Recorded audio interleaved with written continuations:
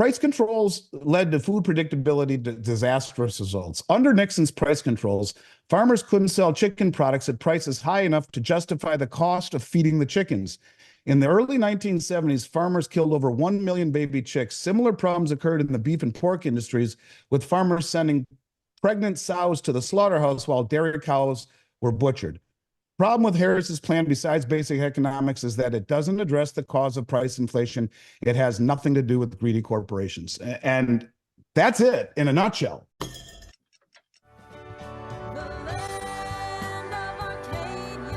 Well, hello there, my friends. Chris Marcus here with you for Arcadia Economics, and quite an action-packed episode, if I may say so myself, because in the midst of quite a volatile world, it seems these days, which I know people say all the time, although compared to any other period that I've been alive, I don't remember anything quite like this. And as we head towards the election, some, I think, big news that came out over the weekend in, I guess, late last week was that Kamala Harris now considering price controls to keep inflation in check, and certainly something worth digging into. So I'm joined once again by Andy Schectman of Miles Franklin for his weekly, I know it used to be the weekly physical silver retail report. Not to say that I'm not a big fan of silver anymore, although I guess we balance it with gold a bit these days as well. And certainly with what's happening in the world, maybe a little more balanced than I used to be. And of course, we will dig into silver and gold as well, but certainly the price controls some interesting things that are being proposed there. And Andy, with that said, welcome on in. How are you today? Good to see you again, brother. I'm good. Yeah, man. The idiocy of price controls, what's the old saying? If you don't know history, you're doomed to repeat its mistakes. It's happened over and over and over again. Every time it's ever happened around the world, it's failed. But maybe this time's different, right? So yeah, I think it's silly, and maybe almost as silly as blaming the grocery stores as being price gougers.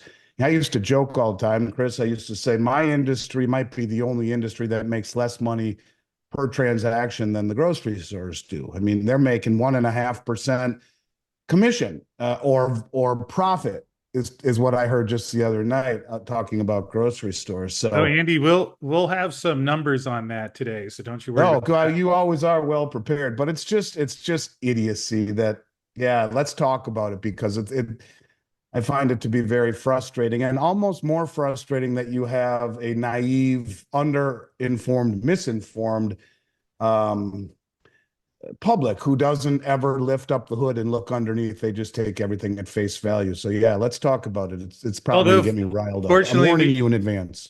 Fortunately, we do have the Arcadian army here, so go ahead and hit that share button so that other people can hear about some of the things being proposed. But let us start first with a clip from Kamala to get everybody pumped up and inspired. And I'm not going to make it about sides. We do have a JD Vance comment we'll balance this out with at the end. But either case, let us start with the opportunity economy, which I'm sure will be exciting for everyone.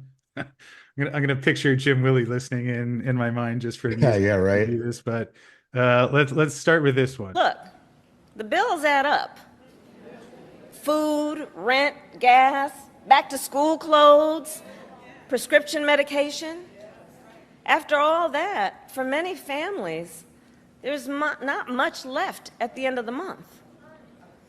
When I am elected president, I will make it a top priority to bring down costs and increase economic security for all Americans. As president, I will take on the high costs that matter most to most Americans, like the cost of food.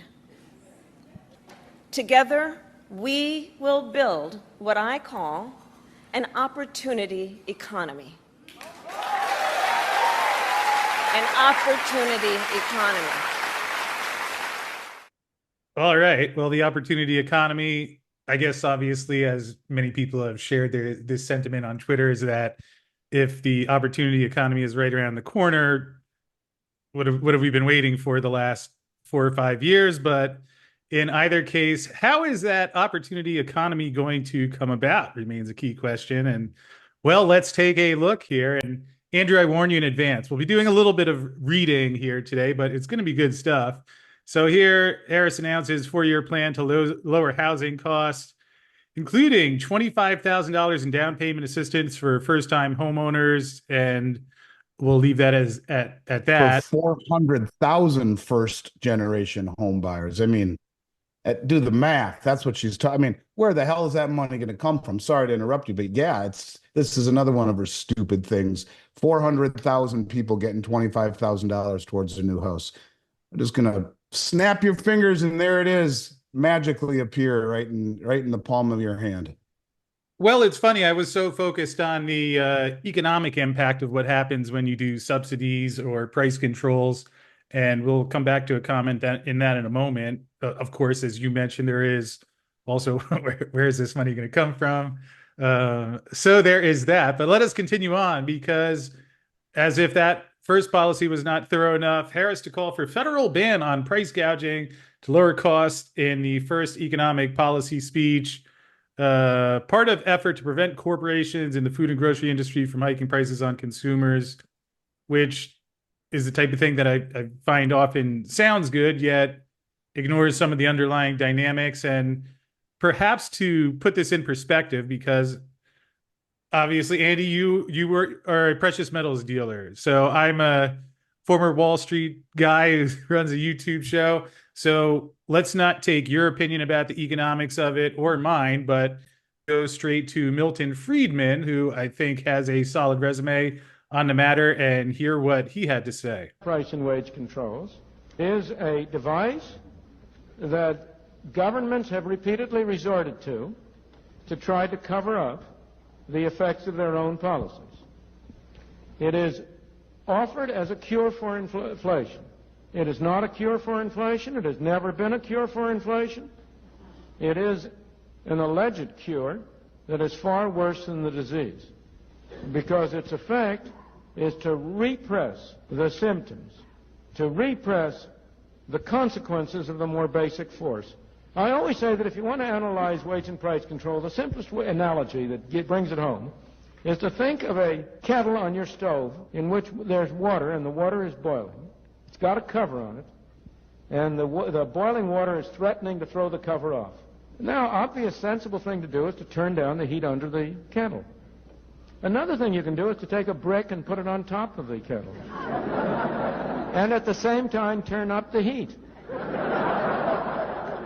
That is precisely what President Nixon did in 1971, when he simultaneously put a brick on top of the kettle by freezing prices and wages, and at the same time launched on a more expansive monetary and fiscal policy which turned up the heat under the kettle.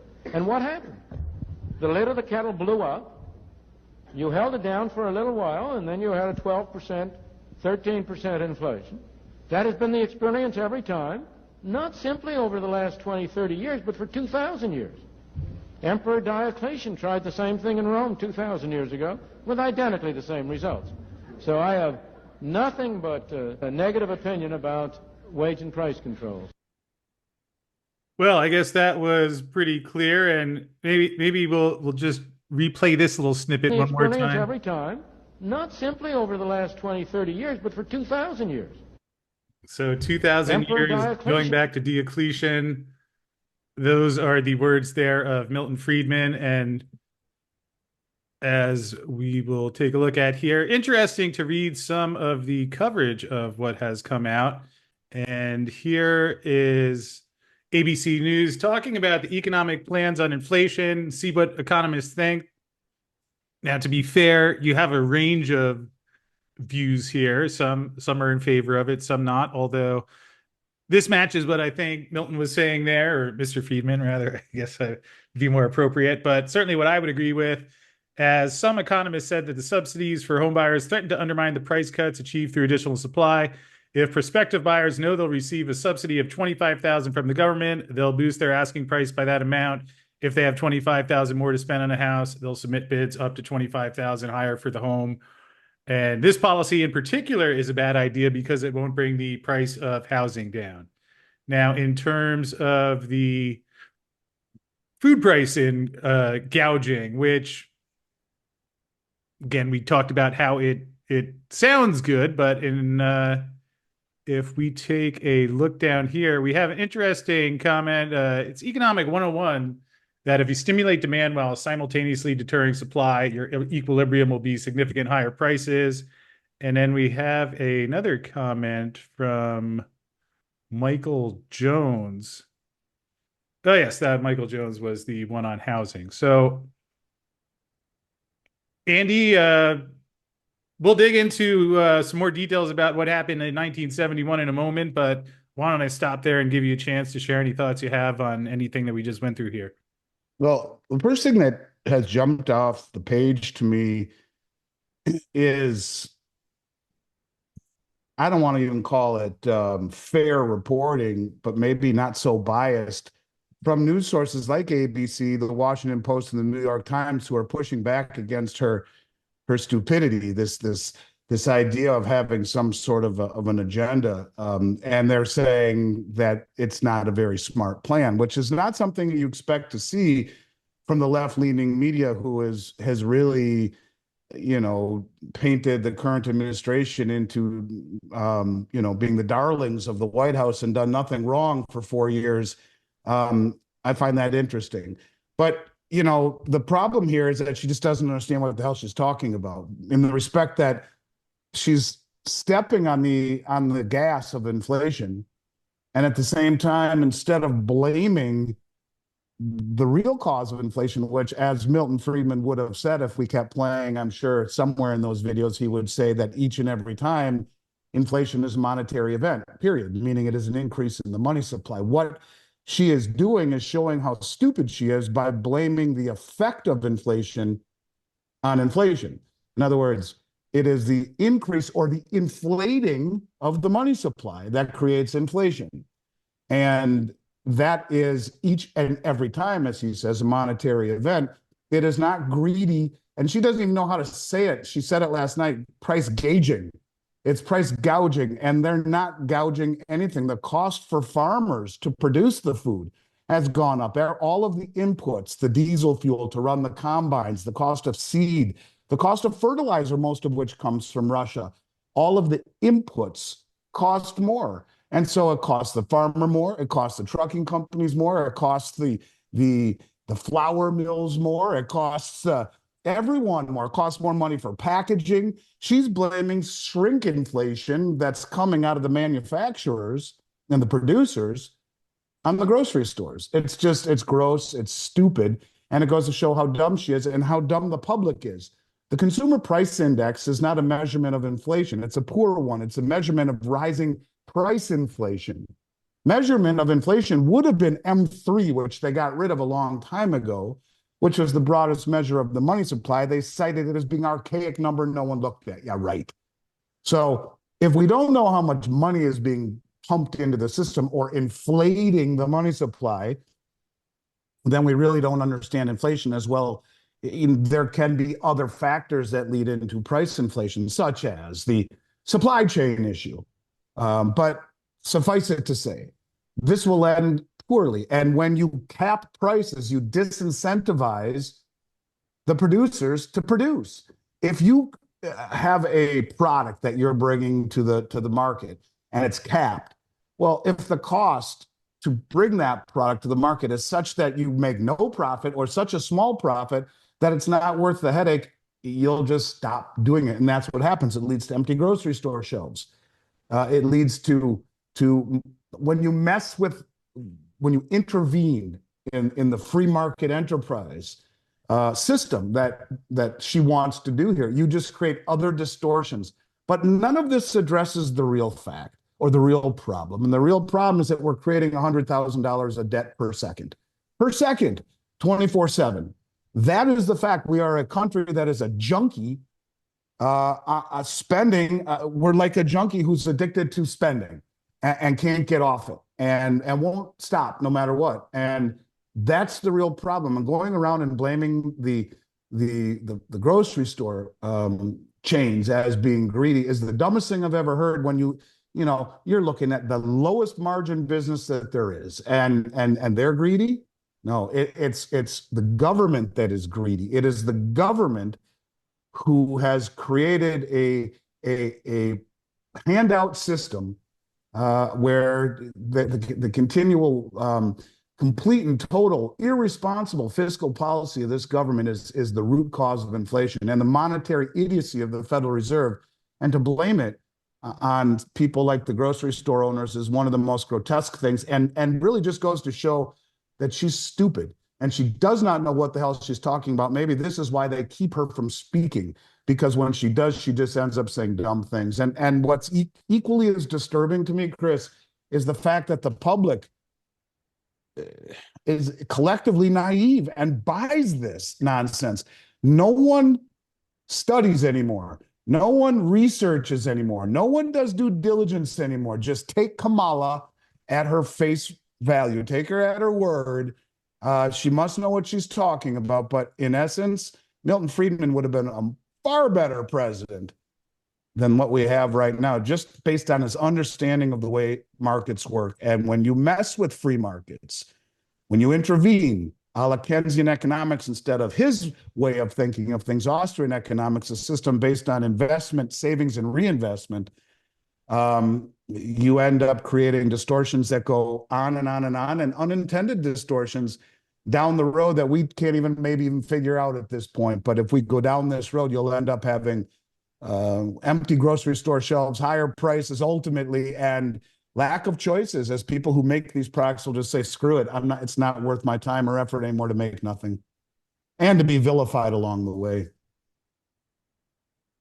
Well, Andy, I feel like you're holding back on how you really feel on that one. You're not giving us the full story. Well, let me just read one quick thing.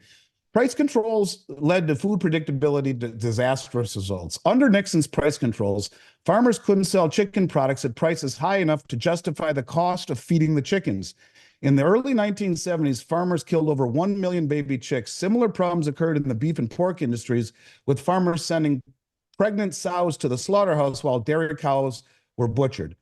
Problem with Harris's plan, besides basic economics, is that it doesn't address the cause of price inflation. It has nothing to do with greedy corporations. And that's it in a nutshell. That's what happens. In that case, the farmers couldn't even feed their chicken or pay to feed their chickens and make a profit by letting them grow from chick to a full chicken that you could then, use or butcher and use to feed people. It costs more money to get it there than you would make by selling it at the end. And that's what price controls have always done. And it just goes to show we're heading down a very bumpy road if indeed, heaven forbid, this administration, who has done more to harm this country in the last 4 years than any external folk could have ever have done, heaven forbid they take office. These are the kind of things that we will have to worry about. And the ramifications, I don't think people are prepared for it. In fact, I can't even imagine what it will look like if we start imposing these kinds of things on grocery stores. Well, of course, as the great Jim Willie would say to that, there's a lot going on. And certainly I don't think you can really dispute that, because let us take a look there we go. From the Mises Institute, Ryan McMacken, who writes some great articles talking about Kamala's price controls, and goes back to the controls that we had back when Nixon put us on price controls, and mentions a freeze on prices meant it was no longer profitable for many producers to bring products to the market. Supply of goods and services fell while prices rose. Prices accelerated in 1972. CPI rose 3.8%, followed by 8.8% in 1973 and 12.2% in 1974. Price controls led to predictably disastrous results. Under Nixon's price controls, farmers couldn't sell chickens, which you just mentioned, at prices high enough to justify the cost of feeding chickens. Andy, were you reading from this same article? I think we both read from the same Mises Institute website. That's one of my go-to sites. See, great minds think alike. It's also important to know she doesn't mention the fact that the all-in cost for farmers package and deliver their food has gone up 30.7% in her turn in the last 3.5 years. So, farmers' costs have gone up 31%, and that's just the farmer. Goes from there to to the trucking company, the packaging company, all of these things. We're in trouble, Chris. We're in trouble if indeed this is the path that we go down. And it just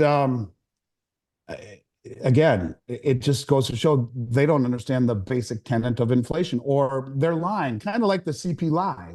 The CP lie is just it's from the Bureau of Labor Statistics, which I know you didn't just ask me this, but there's a report saying on Wednesday they're going to scrape right off the top a million jobs, revise a million jobs that they have done over the since 2023, just gone. We were wrong. All of the numbers that come out of the BLS, they should take the L out of it. Instead of it being the Bureau of Labor Statistics, just be the BS, the bullshit. Because everything that comes out of them, from inflation to unemployment, is either revised, massaged, or a lie. And it goes right along with the mouthpieces who are trying to tell us what inflation really is, when it doesn't address the real symptom.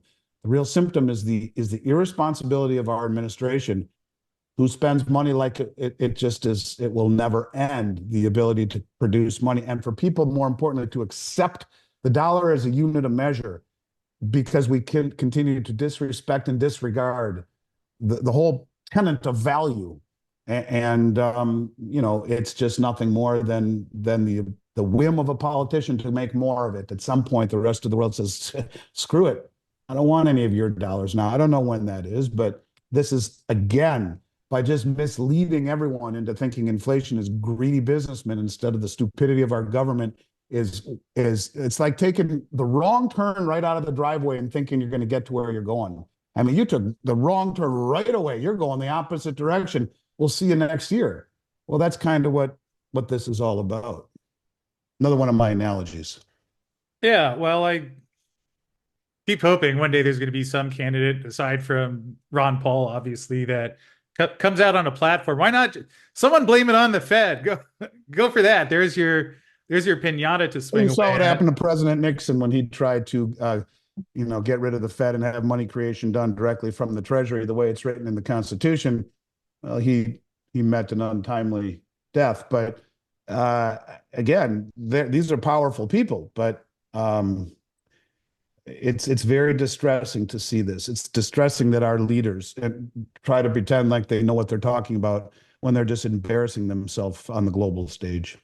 Well, speaking of things that happened back when Nixon was around, you wouldn't believe if you or anyone watching today is anti-price controls, you wouldn't believe who's on your side on this one, because after I came back, I've lived abroad twice. I had my time in Mexico, also lived in Europe for a year and a half. And when I returned, I think it was at a thrift store. Somehow I ended up with Dick Cheney's book, and I thought it would be interesting to read. And this whole price control thing reminds me of something that was incredibly wild that he described, because when Nixon went on the price controls, Rumsfeld and Cheney were two of the people that were in charge of determining how that works. So read a little bit of that here. Mentions there was no national emergency in the summer of 71. Unemployment stood at 6%, inflation only a point higher than it is now. Yet after Nixon's announcements, the markets rallied, the press swooned, and even though his speech preempted the popular Western bonanza, the people loved it too, 75% backed the plan in polls. However, as Nobel-winning economist Milton Friedman, who you saw earlier, correctly predicted, Nixon's gambit ended in utter failure and the emergence into the open of the suppressed inflation. People would pay the price, but not after he had won the election. By the time Nixon reimposed a temporary freeze in 1973, Daniel Yergin and Joseph Stanislaw explained it was obvious that the price controls didn't work. Ranchers stopped shipping their cattle to market. Farmers drowned chickens. Consumers emptied the shelves of supermarkets. But it gets even better. So where does Dick Cheney fit into all this? Well, he explains in his book, the two entities that were supposed to write the regulations, the Pay Board and the Price Commission, wrangled and dithered. When it looked as though they were going to miss a crucial deadline for getting regulations published in the Federal Register, Rumsfeld decided to take things in hand. So here's Rumsfeld, who I might add on September 10th lost $2.3 trillion in government bureaucracy that he never found. And he was the one running a big part of this operation. Assembled Jack Grayson and a dozen of our CLC staff and said we wouldn't be leaving until we had the regulations ready for the printer. We set up in Rumsfeld's outer office as others paced and dictated, sat at one of the secretary's desks and typed everything on the IBM typewriter.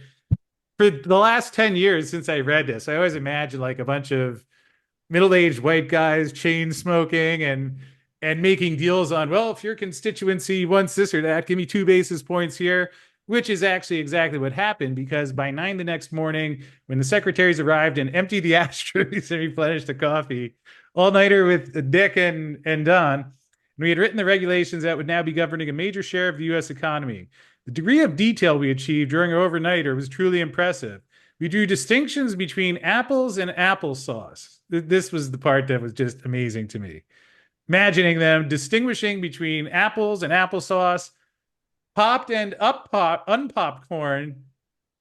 There's a big difference of how quickly prices, and the idea of just like people that are not in any way connected to it making these decisions, which, as you said and as we read, affect all sorts of industry and business, but they're distinguishing between raw cabbage and packaged slaw, fresh oranges and glazed citrus peel, garden plants, cut flowers, and floral wreaths.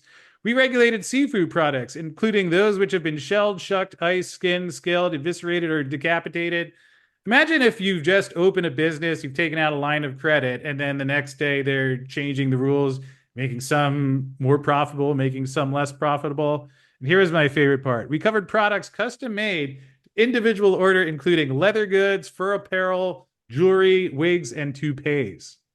Although it gets even better, if such a thing is possible. As assistant director for operations, I oversaw some 3,000 IRS agents tasked with enforcing wage and price control. Now, I wonder what's the cost of all of that, just as a side note. At one point, I sent a team of them to visit the major food chains. Dick Cheney was sending the IRS out to Safeway and Giant to see how they were complying with the regulations, and we will cover that part in a second of how this affects the supermarkets. From depending on a secret regulation was applied, prices might differ, and it was pretty clear which options the chains would pick, who would blame them. And then here's the part that is quite lovely.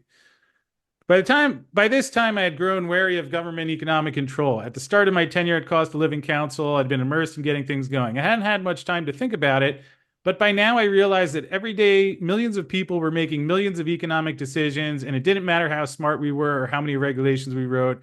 There wasn't any way we could intervene without doing more harm than good. There you go.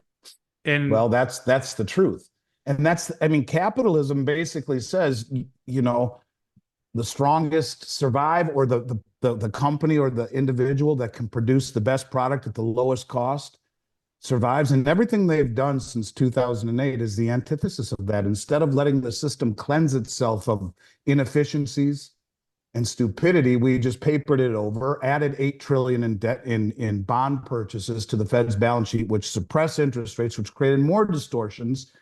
But when you talk about capping prices, the whole idea of capitalism is to deliver the best product at the lowest price. And if you cap prices in an environment where the cost inputs are so expensive that you can't make enough money even to at that cap to make it profitable, you just stop. So you you just end up eviscerating the whole free market enterprise. The whole ability to bring goods and services to the market at a fair price is eviscerated if the inputs are too expensive and the idiocy of the government caps it. And it just works out making things much worse, as he said, the unintended consequences. You can't figure that out. And they're going through and trying to make all of these distinctions between this and between that. It's just stupid. And it goes much deeper than that, too. She's talking about canceling medical debt, $6,000 child tax credit, $10,000 credit for first-time home buyers, along with the $25,000 down payment assistance. We're broke. We have $35 trillion in debt and 150 or 60 trillion in unfunded liabilities. We're at 124% debt to GDP, and she thinks that she can just do this. And, my wife said to me the other night, playing devil's advocate, I can understand why, lower income people would gravitate toward this. I get it, handouts, but no one is stopping to think of the consequences. It's like smoking a carton of cigarettes a day. Yeah, it's all fine and good until later down the road when the consequences emerge. And that's kind of what we're talking about right here. These things have massive consequences that the public is neither interested in or taking the time to analyze and figure it out. And I don't know what bothers me more, the fact that the public is stupid as hell, or our leaders are perhaps even more stupid. And is it stupid or diabolical? Because the people that roll Kamala out there know exactly what they're doing, and they know exactly the consequences of this idiocy.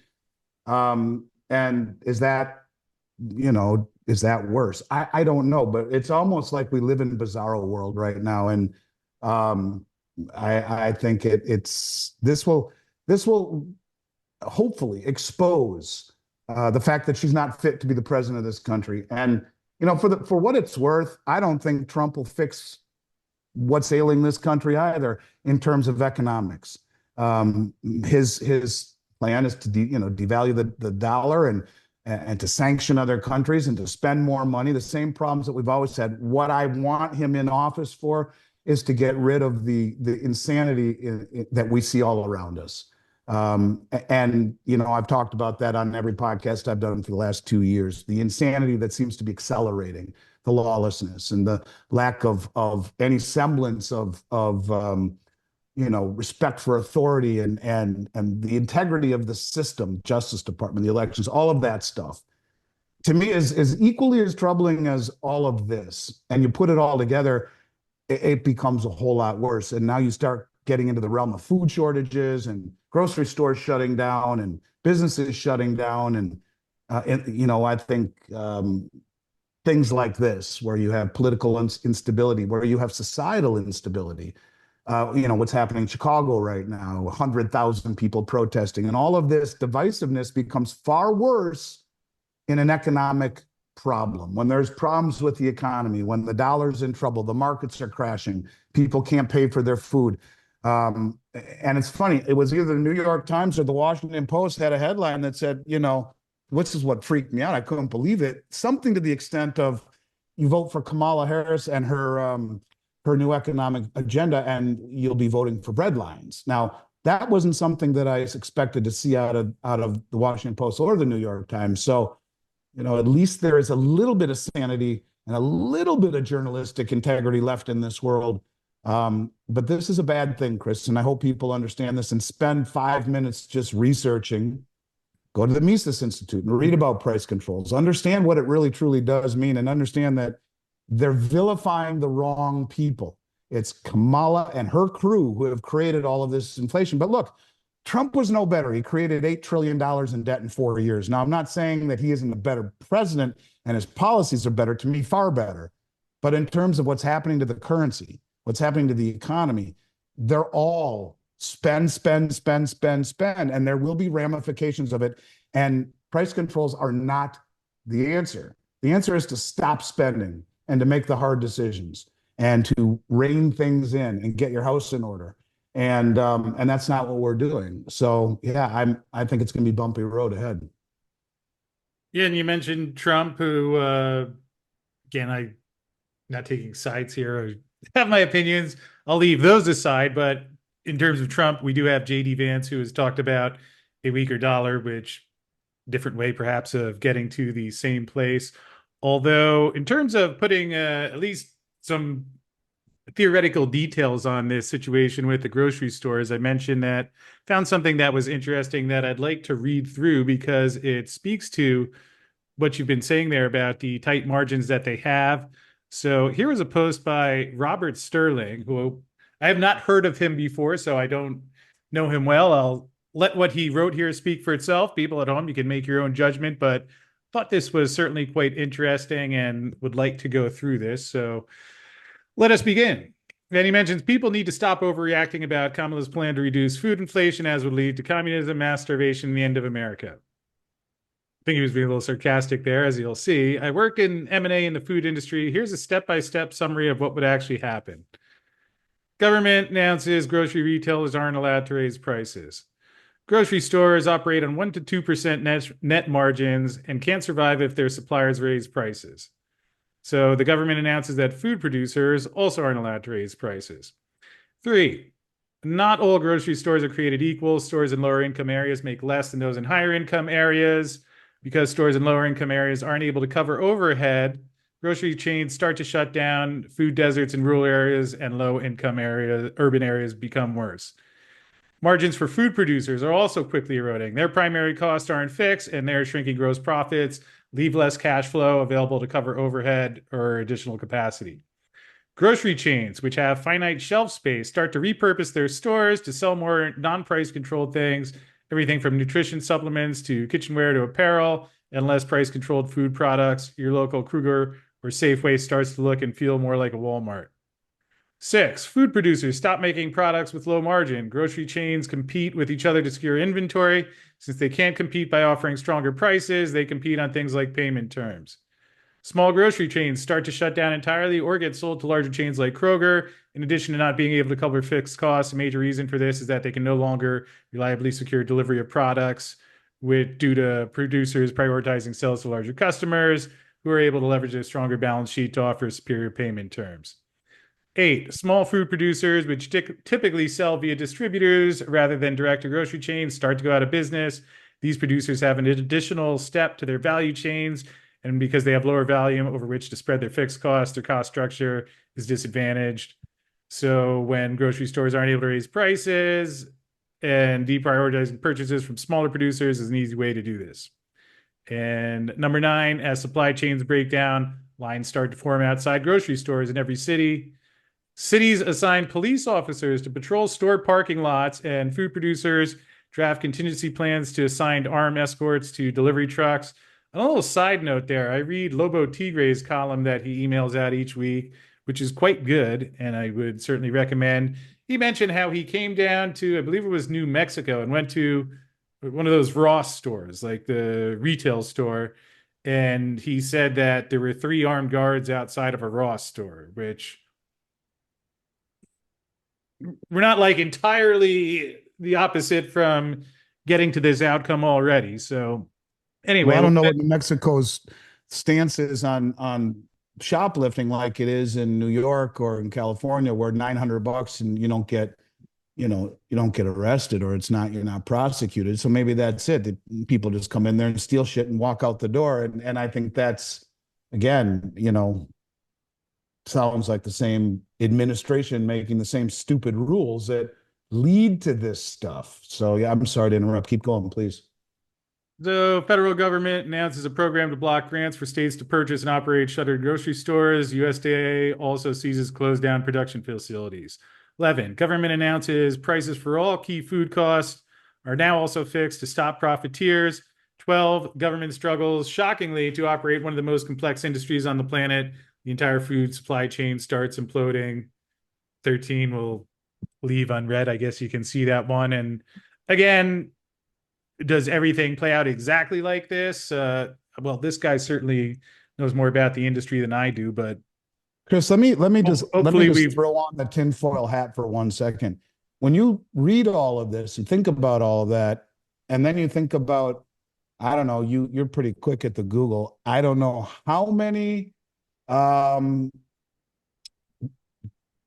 chicken farms burned down last year. Maybe you can check that out in the last year or two. The poultry farms and the egg producers, and look at the price of eggs have gone through the roof. But it all becomes interesting when you start to realize, I don't know, a couple hundred maybe chicken farms burned down in the last year or two. Do you have the number?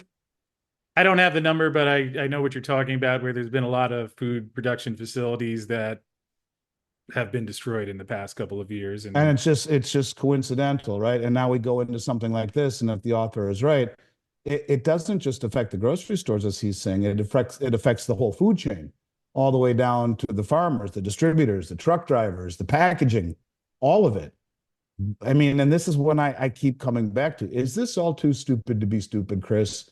You're a smart guy, and I know you always try and take the middle road and don't try and lean one way or the other, but you start putting all this stuff together and it just becomes, it makes you think, am I conspiratorial, or is this just too stupid to be stupid? That I don't know, but I don't know. I guess I'll leave that up for everyone else to think about. But it starts to bother me when you start putting all this stuff together. I mean, on one hand, fun to think about. I try and stay focused on, regardless of where the motivation is, what the outcome will be. And one last clip to play here that, and then I have a comment on premiums that I heard that will run by you. And we'll wrap up. But one last thing that I just actually we may have been with you where we played this before, but this is from the Market Wizards book, the first one. By the way, where he would interview great traders. This was the where I got the template for the big silver short book that we did a couple years ago, available on Amazon if you haven't read it yet. And either case, let's take a listen. Oh, and we'll put the play speed back down to 1. I don't know if everybody appreciates. Andy, you don't like double speed. I started doing it. You talked me into it, and it's really I fantastic. wonder Takes a little sometimes bit if I'm too not long. getting as much detail, but you can cover twice as much stuff. And it's like when you're on YouTube and you see like 2 or 3 videos that you want to see and they're 10 or 15 minutes each. There's your double speed. But anyway, we'll go single speed and hear what Michael Marcus experienced back during the price controls in the Nixon era. Markets. This was in July 1972, and at the time we were under price controls. The futures market was supposedly also under price controls. This was Nixon's price freeze? Yes. As I recall, the plywood price was theoretically frozen at $110 per 1,000 square feet. Plywood was one of the markets I analyzed for the firm. The price had edged up close to 110, and I put out a bearish newsletter saying even though supplies were tight, since prices couldn't go beyond $110, there was nothing to lose by going short at 110. How did the government keep prices at the set limits? What prevented supply and demand from dictating a higher price? It was against the law for prices to go higher. You mean producers couldn't charge more for it? Right. What was happening, though, was that the price was being kept artificially low. And there is an economic principle that an artificially low price will create a shortage. So shortages developed in plywood, but supposedly the futures market was also under this guideline. However, no one was sure. It was sort of a gray area. One day, while I was looking at the quote board, the price hit $110. Then it hit 110.10, then 110.20. In other words, the futures price was trading 20 cents over the legal ceiling. So I started calling around to see what was going to happen, but nobody seemed to know. Was plywood the only market exceeding its price freeze level? Yes. Anyway, nothing happened. I think the market closed somewhere over $110 that day, and the next day it opened at about 110.80. I used the following reasoning. If they let it trade over $110 today, they might let it trade anywhere. So I bought one contract. Well, ultimately, plywood went to $200. So there you go. Always enjoyed that one, and certainly that popped up. So they were allowing Really Wall enjoyed it Street the to most. trade it at prices higher than it could be sold for legally in retail. Is that basically what he's saying? Well, the producers couldn't get the higher prices, but the futures contract eventually, Right. he goes on to mention eventually they cracked down on that, but he did all right on his one contract there. So Boy, is that interesting. Doesn't surprise me. They've always benefited Wall Street in that respect. It's very interesting when you look at hopefully that. a similar effect as if the price has been tamped down. So Andy, anyway, well, certainly I think that was good to cover the price controls, and hopefully we got everything that is important there. Wanted to read this, came from Matt Riley, who has done those interviews on the unit we had back on the show last week, and another really good call. And one of the things he mentioned, in addition to the fact that retail dealers are selling back some of the product they're buying, and it's being melted down to fill industrial demand, he also says in the last 3 days, a large wholesaler has increased premiums on generic silver bars from 10 cents to 50 cents. Hasn't been that high in at least 9 months. So any comment on either of those two, the fact that we're seeing some product melted to meet industrial demand, and also that we now have a report of a wholesaler premium increase, and anything that you could add in terms of what you've seen to that? Yeah, I have seen premiums on bars go higher. That is true. I can't speak to the melting down of retail products to meet industrial demand. I haven't heard that. Ultimately, wouldn't surprise me. When you see things like China being the second largest producer of silver in the world and is now shifted to a net importer, They were always exporting silver largely because of their byproduct availability. They had so much in terms of their smelting and the byproduct of other metals that they had the ability to export. They're now net importers. You put that in context with what Vince was talking about on them flying around to the Latin American companies buying all their doré and their silver concentrate at a much higher price in the West and refining it back home. These are things that will happen. You can see that supply is becoming much more difficult. And the reason it will catch everyone by surprise, Chris, is because this is all being done in a way that people don't see.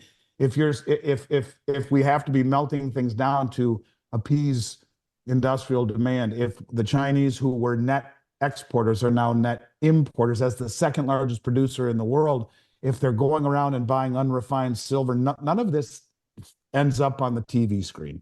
None of this ends up on people's radar. God bless guys like you and Vince who help bring this all, to the public, the small subsection of America that's paying attention. But this is why one of these days you wake up and it's a whole new thing. It's a whole new reality. Prices are far higher because the industrial demand is far greater than would be the investment demand in what represents a very small cross section of America. Now, maybe something happens over the next several months leading up to the election. And I hope not, but I have a hard time believing something won't that will wake people up in a way to where they maybe look to silver. And you reignite the investment demand in this country, and well, maybe all bets are off. But I guess what I'm trying to say is that, first of all, to your question, yes, I'm seeing premiums go up on bars. Not so much on the sovereign mint coins yet, but the bars have gone up a bit. I have no proof to say that industrials are buying and melting down bars. I'm not sure where he heard that. I haven't seen it. But I do think all of these things put in context with what Vince has been talking about, what the Chinese are doing, net importing, not exporting, and buying up unrefined silver, because part of the reason they buy up all the concentrate unrefined silver, it allows them to accumulate tremendous amounts, even if the cost is uneconomical in relation to what the market bears. They don't care because they know where it's going, and they refine it back at home, pulling it out of a supply source that doesn't affect the price. It's not coming off of an exchange. And so no one knows what it's, there is no effect on the ultimate price yet. So yeah, I think these are the crumbs, if you will, that are laid at our feet. And either you open your eyes and believe it or you don't. That's all there is to it. You can lead a horse to water. As far as I'm concerned, these types of crumbs are very, very, very relevant. And very important, because the people at that level are making moves long before it filters on down to Joe and Jane Sixpack, who are buying Silver Eagles or Silver Rounds and thinking that all is fine. There's tremendous supply, premiums are low. It's been that way for 6 months, and you get the little boy who cries wolf over here, me, saying that will end. Well, it's easy for people to poo-poo that and dismiss it as a guy who sells metal. But I'm telling you, as God is my witness, these are the kind of things that I've seen over the last 4 years that have led me to making the calls that I have on things like the BRICS, because you can see them if you pay attention. And these things don't happen in a vacuum. If the Chinese are the second largest producers of silver in the world and have been net exporters, what is the significance of them now not exporting any, becoming net importers, and flying around the world and buying up unrefined silver at twice the cost of what everyone else will pay? What are those consequences? What is the consequence of them having the price in Shanghai for silver $4 higher than the West, attracting arbitrage? What are all the ramifications of all this? Or do you just think it's in a vacuum and it doesn't matter? You put all of these things together and take a step back and say, I bet they think the prices could go to the moon, along with the Indians, who have bought 700 million ounces of silver in the last 3 years, which doesn't even account the silver that they bought from the UAE or somewhere in that neighborhood. They look at silver as being wholly important, far more important than we do. And you will be looked at as someone who saw things very, very clearly, Chris, just a lot more premature than the people in this country have seen it. But I assure you that the people around the world who are doing these things, like the central bankers in China and India, are much more aligned with the way that you see the world than the way that most people see the world. And that's the hard part for guys like you and I to rationalize and justify, because sometimes you start to question your own sanity. But I'll tell you, you look at these crumbs, these are not insignificant. In fact, these are really big, in my opinion, if you try and put them together and see where it ultimately ends up. All righty. And for anyone who did not see that clip about Matt Riley talking about the bars being melted down, you can go here on the video tab. And Andy, maybe here's what it looks like. You got to go over here and hit the well, I guess I'm logged into my own channel here, but you want to hit the subscribe button and get the notifications so that you can get these right as they come out, Andy. So Well, I go do get there, all of yours, hit Chris, and I think subscribe, get the notifications. And anyway, there was Matt talking about Matt that. Riley is someone that you've brought to the fold here, and I would encourage everyone to watch the two videos. I've watched both of them. He's a very smart dude. He's plugged in. He spends a lot of time researching, and I thank you for making the introduction. Between he and I had a nice conversation. I think he is as smart as anyone who's come into this industry out of nowhere in a very long time. So people should check that out for sure. Right. And perhaps while you could give us the specials this week, and while you're doing that, I'll pull up some of the bars that Matt is making and got some photos of those. They're quite stunningly beautiful. But what do we have on special this week, Andy? For silver, we have something. Honestly, I didn't even know these existed. 2024 1/10 ounce silver Britannia, a 10th ounce silver coin. Never seen a 10th ounce Britannia before. They're $4.99 over melt per coin. High premium. The mint charges a lot more for them. It's not price gouging. It's how much the mint charges. Be mad at the UK mint if that's the case. Backdate silver Philharmonics, $3.10 over the price of silver. 1 ounce gold maple leafs and 1 ounce gold Krugerrands. The maples, 1 ounce platinum maple leafs and 1 ounce gold Krugerrands. Krugerrands are 60 over the platinum maple leafs, 80 over spot. So backdate Krugerrands 60 over gold. Backdate platinum maples 80 over. 1 ounce silver Philharmonics 310 over, and 2024 1/10 ounce silver Brits at $4.99 over melt value per coin. All right. Well, thank you for this week's specials. And as promised, here are a couple of the bars that Matt made. I actually was asking him if he could make us the Jim Willie silver bar, and had that one. Although, let me pull up one more that this one I think is just incredibly cool. So, anyway, he's EF Bullion on Twitter. If anyone wants to reach out and follow up on any of the things he said or some of his silver products, and maybe we can figure something out to make some of these available. We could get one of these in the special one week. So Yeah, cool silver those are pieces. neat.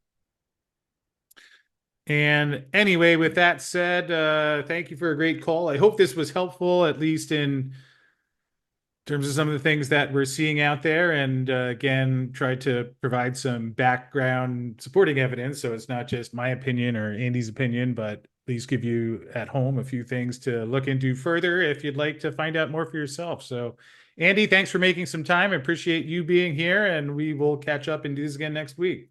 Yeah, Chris, thank you. I appreciate it very much. And what today's episode to me is part of the why, right? The why is what matters. The what, whether you're buying those cool bars we just saw or any of the specials or any product, the what's the easy part. The make, the model, that's the fun part. The why is the important part. And all of these things, these whys that are being put together that should really make people reevaluate things. Even the best laid plans need to be reevaluated. And unconventional times call for unconventional thought. So thanks for doing that. That's to me the whole everything, the why. And this was just another part of the why. So any case, it's always a pleasure to be here with you, Chris. I love you, man, and you stay well. I'll see you next week. Thanks for having me. Well, thank you, Andy, as always, for this week's call. I hope you enjoyed this one at home. Certainly an important topic and alarming, shall we say, and not trying to get anyone alarmed yet. Something that I think is important to understand. So do hope you enjoyed that. And before we wrap up, would like to thank First Majestic Silver, who brought us today's show. And First Majestic, they did have their earnings out 2 weeks ago. It was a tough quarter as the cost remained high. Although one of the things to keep an eye on in terms of hopefully what will begin to reduce those over the second half of the year. Obviously, improve production at San Dimas, and also the water sustainability at La Encantada, which they have identified a water source that is going back online in the third quarter. So that should help quite a bit. And certainly with the silver price rising higher, hopefully we will see good quarter out of First Majestic. And did catch up with Keith Newmeyer about a month ago at the Rule Symposium and find out a little bit more about the latest from Keith. Well, that video is coming your way now.